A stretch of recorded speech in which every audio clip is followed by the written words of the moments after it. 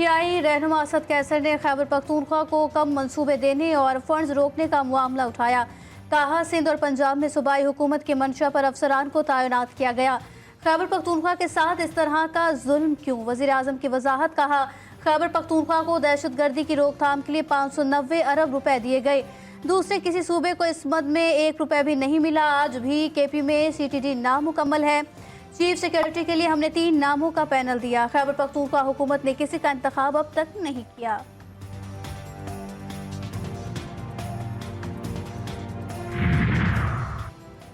वज़ीर आज़म पीटीआई से मुज़ाकरात में पहल करें, खुर्शीद शाह का मशवरा। पीपल्स पार्टी के रहनुमा बोले, शहबाज शरीफ ने बातचीत की तजवीज़ दी। एक शख्स के अलावा पीटीआई के तमाम रहनुमा मुज़ाकरात करना चाहते हैं। असल मसला ये है कि तहरीक इंसाफ में सब बेख्तियार हैं। लड़ाइयाँ चल रही हैं। जिस शख्स के पास इख्तियार है वो कहता है सियासतदानों से बात नहीं करूँगा, इदारों से करूँगा।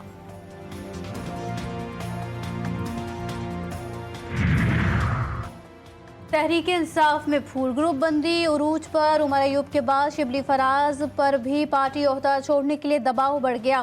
शेर अफजल मरवत खुलकर सामने आ गए। मौजूदा क़यादत को बानी पीटीआई की रिहाई न होने का जिम्मेदार करार दे दिया। कायमा कमेटियों की तश्कील में नज़रअंदाज किए जाने पर भी कई रहनुमा उमर अयूब और जरताज गुल से नाराज।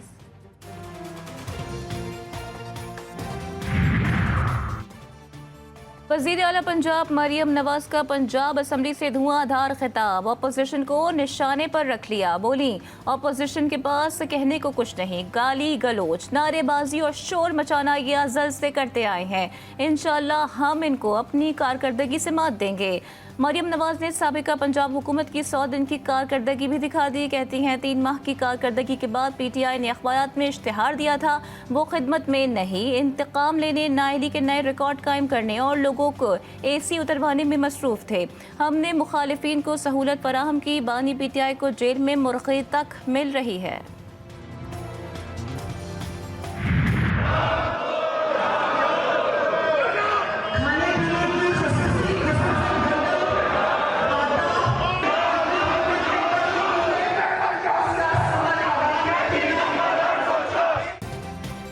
वज़ीर आला पंजाब के खिताब के दौरान अपोजिशन का शदीद एहतजाज। अरकान डेस्क बजाते रहे, नारेबाजी भी चलती रही।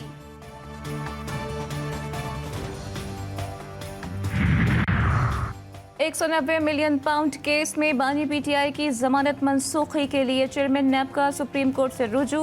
इस्लामाबाद हाई कोर्ट के फैसले के खिलाफ अपील दायर कर दी, मौक़िफ़ इख्तियार किया। इस्लामाबाद हाई कोर्ट का फैसला कानून के बरखिलाफ है। मुल्ज़िम को जमानत देते हुए अदालत ने हक़ाइक़ को नज़रअंदाज किया। बानी पीटीआई की जमानत का फैसला कलअदम करार देने की इस्तदा।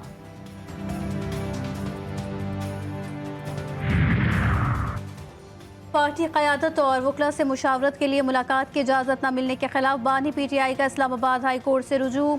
अदालती अहकामात के बावजूद सुप्रिटेंडेंट जेल की जानिब से वकला और पार्टी लीडरशिप से मुलाकात की इजाज़त नहीं दी जा रही। इंटेलिजेंस इदारों और वज़ारत दिफा को सिविल इंतज़ामिया के उमूर में मुदाखलत से रोका जाए, दरख्वास्त में इस्तदा।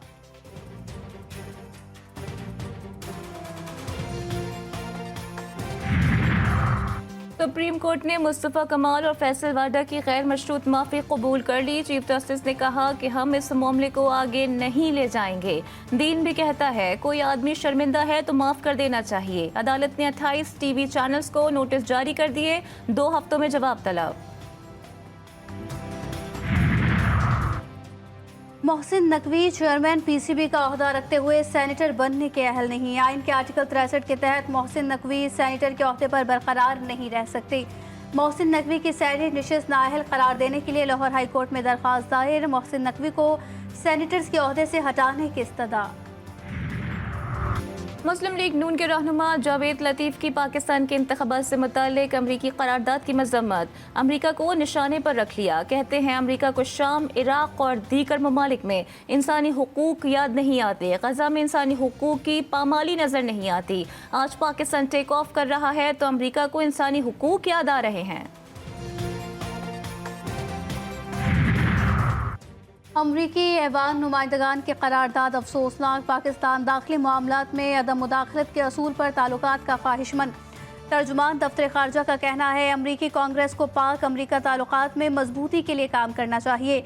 अमरीका को संजीदा नौयत के तहफ़्फ़ुज़ात से आगाह कर दिया है।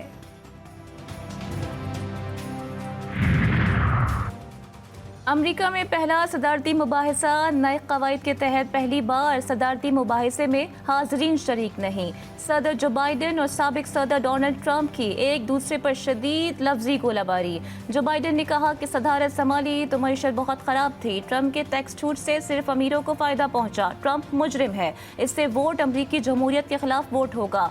डोनाल्ड ट्रंप ने बाइडन को अमरीकी तारीख का बदतरीन सदर करार दे दिया। कहा बाइडन ने अमरीका को तीसरी दुनिया का मुल्क बना दिया। जो बाइडन ने सरहदें खोलकर अमरीका को गैर महफूज कर दिया। ईरान में नए सदर का चुनाव, वोटिंग जारी। ईरानी सुप्रीम लीडर आयतुल्लाह खामनाई और तमाम सदारती उम्मीदवारों ने वोट कास्ट कर दिए। 6 करोड़ से ज्यादा वोटर्स हक राय दही इस्तेमाल करेंगे। 4 उम्मीदवार मैदान में, सईद जलीली, बाकिर कालिबाफ और मसूद के दरमियान कांटे का मुकाबला मुतवक्के। हतमी नताइज का ऐलान 2 रोज में किया जाएगा।